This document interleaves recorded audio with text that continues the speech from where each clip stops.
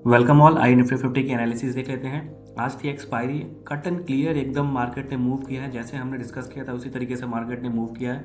हमारी एनालिसिस देखिए कल की क्या थी कि हमने ये बात किया था कि यहाँ पे इस जगह पे हमने एक थ्रेशोल्ड मार्क किया था जो है 25,600 के पास। हमने यहाँ क्लियर डिस्कस किया था कि अगर निफ्टी इसके ऊपर रहेगी तो हम निफ्टी में पॉजिटिव रहेंगे। अगर निफ्टी इसके नीचे रहेगी तो हम एक पुट साइड का ट्रेड प्लान करेंगे। अब उसके बाद देखिए, अगर आपको याद होगा तो हमने किस तरीके से सेटअप बात किया था यहाँ पे कि अगर निफ्टी में इस तरीके से कोई सेटअप बनता है, इसका ब्रेकआउट आता है तो निफ्टी 25,480 के पास आ सकता है। अब लेकिन इसमें हुआ क्या, देखिए निफ्टी यहाँ से खुलते ही सीधे नीचे आने लगी। तो अब इस जगह पे तो कोई ढंग का कोई सेटअप बना नहीं, ना कोई से ट्रेड ले पाता। हाँ, किसी ने एग्रेसिव यहाँ पे अगर कोई ट्रेड ले लिया होगा तो वो अलग बात है, लेकिन इस जगह पे ट्रेड बना नहीं। फिर उसके बाद जैसे मैंने पर्सनली क्या किया, मैंने भी वेट किया। मुझे यहाँ पे एक अच्छा सेटअप मिला। इस जगह जब निफ्टी ने इस जगह देखिए क्या हुआ, यहाँ से मार्केट ने यहाँ से एक अच्छा फॉल दिया। फिर थोड़ा सा यहाँ पे प्रॉफिट बुकिंग हुई, जो भी जिन्होंने यहाँ पे पुट साइड का ट्रेड बनाया होगा उनकी प्रॉफिट बुकिंग हुई। फिर यहाँ मार्केट थोड़ा सा रुका। उसके बाद जो ये वाला ब्रेकआउट आया ना, मैंने यहाँ पे भी ट्रेड प्लान किया था। तो अब इस तरीके से अगर आपने किसी भी सेटअप पे ट्रेड प्लान किया होगा आज के दिन, तो आपका पैसा बना होगा, अच्छे पॉइंट्स मिले होंगे आपको निफ्टी में। क्योंकि आज निफ्टी सीधे खुलते ही आज पूरा डाउन साइड का ही ट्रेड मिला होगा अच्छा खासा। तो ये सारी चीज़ें एनालिसिस थी। अगर आपने एनालिसिस को देखा होगा तो आपने भी अच्छा प्रॉफिट किया होगा। अब बात है कि अब निफ्टी इस तरीके से सेलिंग जोन में है, तो अब कौन सा लेवल है, निफ्टी कहाँ रुकेगी। क्योंकि लास्ट में देखिए, लास्ट होते होते मुझे तो लगा था कि यहाँ तक तो हो गया, इसके बाद अब थोड़ा सा मुश्किल है, मतलब कि निफ्टी में वो कोई फॉल आना। लेकिन उसके बाद भी लास्ट में हाँ निफ्टी ने अच्छा दोबारा फॉल दे दिया। तो क्या अब आने वाले दिन में कल या परसों में कौन कौन से लेवल से जहाँ निफ्टी जा सकती है उसको भी हम डिस्कस करेंगे, और इंटरडे लेवल के लिए भी हम बात करेंगे। आइए चलते हैं डेली टाइम फ्रेम के चार्ट पे, उस पर हम देखते हैं कि मार्केट का ओवरऑल स्ट्रक्चर क्या है। फिर हम डिस्कस करते हैं कि अब किस तरीके से मार्केट आगे वो मूव दे सकता है। अगर मैं आपको ओवरऑल स्ट्रक्चर दिखाऊं तो पहले मैं ये ड्राइंग रिमूव कर देता हूँ। हाँ, अगर आप ध्यान से देखोगे तो इस जगह पे ना एक ट्रेंड लाइन आ रही है। यहाँ से अगर आप ये ट्रेंड लाइन मार्क करोगे तो ये ट्रेंड लाइन इस जगह पे आ रही है, और इसका अगर मैं एक यहाँ पे एक सपोर्ट मार्क करूँ तो वो सपोर्ट आ रहा है 25,120 के पास एक सपोर्ट आ रहा है। अब एक मतलब 2 4 5 पॉइंट ऊपर नीचे तो इसको आप एक मान के चलो। अब यहाँ पे अब देखिए, अब इसमें हो क्या सकता है। अब सपोर्ट है इस जगह पे, अब मार्केट की क्लोजिंग हुई है अभी ऊपर, तो ये तो होगा ही कि मार्केट इस सपोर्ट को टेस्ट करने ज़रूर आएगा। अब यहाँ से लेकिन अब प्रॉब्लम ये है कि अब इस सपोर्ट पे आएगा टेस्ट करने मार्केट, तो इसका ये मतलब नहीं है कि आप खुलते ही ट्रेड ले लो। ठीक है, तो इसके लिए हम 15 मिनट चार्ट पे चलते हैं, उस पर हम डिस्कस करेंगे कि अब किस तरीके से यहाँ पे कोई ट्रेड बनेगा। देखिए 15 मिनट का चार्ट है, इस पे समझ लेते हैं कि कल के इंटरडे लेवल के लिए कैसे ट्रेड प्लान होगा। अब समझिए, यहाँ पे इस जगह पे जैसे मार्केट यहाँ पे आप सीधे यहाँ से मार्केट गिरते हुए आ रहा है, तो आप यहाँ पे ट्रेड प्लान करना सही नहीं है। क्योंकि अगर मान लीजिए यहाँ से जो सेलर्स आ रहा है, अब इन्होंने कहीं एक भी ग्रीन कैंडल उनको दिखेगी ना, तो वहाँ पे ये प्रॉफिट बुक करना शुरू कर देंगे। तो इसमें क्या होगा कि एक शॉर्ट कवरिंग आएगी, मतलब यहाँ से फिर मार्केट थोड़ा सा ऊपर जाएगा। अगर मैं बताऊँ सबसे अच्छा सेटअप क्या होगा इस जगह पर ट्रेड प्लान करने के लिए, तो कहीं मार्केट इस जगह आता है और फिर थोड़ी सी मार्केट में थोड़ा सा ऊपर ऊपर जाता है मार्केट, यहाँ से या ऊपर ऐसे खुलता है मार्केट ऊपर जाता है, इस तरीके से कोई स्ट्रक्चर बनता है। और अगर ब्रेकआउट आता है और वो ब्रेकआउट का फेलियर आता है, तो इस कंडीशन में एक अच्छा ट्रेड बनेगा डाउन साइड के लिए, और इसका आपका जो टारगेट होगा वो 25,120 होगा।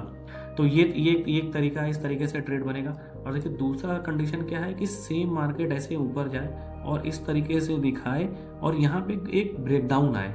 ये दोनों तरीका है, इस तरीके से आप यहाँ तक के लिए ट्रेड प्लान कीजिएगा। और वैसे देखिए मार्केट अभी तो सेलिंग जोन में है, तो इस वजह से मैं आपको रिकमेंड करूंगा कि सेल साइड का ट्रेड प्लान करेंगे तो ज़्यादा सही रहेगा। अब इसके बाद देखिए प्रॉब्लम यह है कि इसके इस वाले सपोर्ट के नीचे जो अगला सपोर्ट है वो सपोर्ट है 24,600 के पास। तो इट मीन्स इस मेरे कहने का मतलब है कि जो नेक्स्ट सपोर्ट है वो ऑलमोस्ट ऑलमोस्ट 500 पॉइंट नीचे है। तो अब यहाँ पे क्या हो सकता है कि या अब मार्केट अगर इस वाले सपोर्ट को निकालता है ना, तो यहाँ से बहुत तेज, मतलब आप समझ लीजिए शार्प सेलिंग आएगी। मैं ये नहीं कह रहा कि कल ही मार्केट निकाल देगा इस वाले सपोर्ट को, अभी आने वाले 1 2 दिन टाइम लगेगा। लेकिन अगर मान लीजिए इस वाले सपोर्ट को निकालता है 25,120, तो मार्केट में एक अच्छा खासा सेलिंग आने के चांसेस हैं। अब देखिए बहुत सारे लोग होंगे जो क्या कहते हैं कि इसके नीचे भी पोजिशनल ट्रेड बनाएंगे। तो अब वो पोजिशनल ट्रेड कैसे बनेंगे वो फिर देखेंगे। और जिन लोगों ने ऊपर पोजिशनल ट्रेड बनाया होगा, जिन लोगों ने शॉर्ट किया होगा, वो यहाँ पे एक बार इस जगह पे ऑब्जर्व कीजिए कि किस तरीके से मार्केट ट्रेड करता है। अगर यहाँ से कोई बाउंस बैक आता है तो कोई ऐसा वैसा लगा दीजिए, उसके बाद आप निकल जाइएगा। नहीं तो फिर उसके बाद अगर यहाँ से सेलिंग आती है तो अच्छा खासा सेल आपको मिलेगा। और बाकी जिनको फ्रेश पोजिशन बनानी होगी वो यहाँ पे नीचे बनाएंगे। अब मैं आपको बता देता हूँ कि इसके बाद और क्या हो सकता है। अब ये समझिए, अब मान लीजिए कि इस जगह पे मार्केट है, ठीक, और हमने जैसे डिस्कस किया कि अगला जो सपोर्ट है वो है 25,600 इस जगह पे। अब यहाँ पे क्या होगा कि मान लीजिए कि एक दो दिन बाद मार्केट धीरे इस ऊपर गया, फिर धीरे धीरे करके इस वाले सपोर्ट के पास सस्टेन करने लगा। तो इस कंडीशन में जो ये वाला ब्रेकडाउन आएगा ना, ये वाला ब्रेकडाउन बहुत शार्प आएगा। ऐसा ऐसा एक्सपेक्टेड है, क्योंकि फिर उसके बाद क्या हुआ कि मार्केट ने कोई बड़ी ट्रेंड लाइन है उसको ब्रेक किए, तो फिर यहाँ से मतलब कि इस जगह पे ना फ्रेश पोजीशन भी बनेंगे सेलर्स के। तो ये हो सकता है। और फिर एक और कंडीशन है कि मार्केट यहाँ पे इसके नीचे आके और जितने भी जो भी सेल साइड का ट्रेड बना है उनको ट्रैप भी कर ले। तो बहुत सारी पॉसिबिलिटी है। उस दिन बात करेंगे जिस दिन इस तरीके से मार्केट इसको ब्रेक कर रहा होगा और ऐसा कोई स्ट्रक्चर बनेगा, तो हम उस दिन इस तरीके से बात करेंगे कि अगले दिन मार्केट में क्या हो सकता है। और वैसे देखिए, मैं बहुत एक इम्पॉर्टेंट चीज़ बताना चाहता हूँ कि मैं कोई ऐसे बाई और सेल का रिकमेंडेशन नहीं देता हूँ, कोई ट्रेड नहीं देता हूँ। बेसिकली मैं आपको ये एनालिसिस है, इसमें मैं बताता हूँ कि किस तरीके का सेटअप बनेगा कि आप उस पर ट्रेड कर सकते हो। तो मैं बेसिकली आपको एक सेटअप बताता हूँ। मैं कोई ट्रेड ऐसे नहीं बताता कि हाँ आप यहाँ पे बाई कर लो, यहाँ पे सेल कर लो। मैं बताता हूँ कि अगर आपको एक परफेक्ट ट्रेड चाहिए, सिंपल लेवल्स एनालिसिस करता हूँ और आपको बताता हूँ कि उस लेवल पे ट्रेड किस तरीके से प्लान होना चाहिए, कैसे सेटअप्स होने चाहिए। अब जैसे कभी कभी क्या होता है ना, मान लीजिए कि आप बिगनर हो और आपने ये लेवल निकाल लिया, लेकिन अब मार्केट यहाँ से गिरते हुए इस लेवल पे आई, लेकिन आपको ये चीज़ें नहीं समझ आती कि इस लेवल को तो सपोर्ट पे तो टेस्ट ले लिया अब, लेकिन वो कौन सा सेटअप है, क्या दिखना चाहिए, क्या हैमर कैंडल दिखे, क्या बुलिश सिंगल फिन दिखे, या मतलब क्या दिखे, ब्रेकआउट दिखे, कुछ भी दिखे जिससे आप ट्रेड प्लान करो। तो ये बिगनर्स का एक बहुत बड़ा प्रॉब्लम है जो मैं सॉर्ट करता हूँ इस वीडियो में। मुझे लगता है बहुत कम लोग देखते हैं, लेकिन फिर भी जो भी देख रहे होंगे उन्हें समझ आ रहा होगा।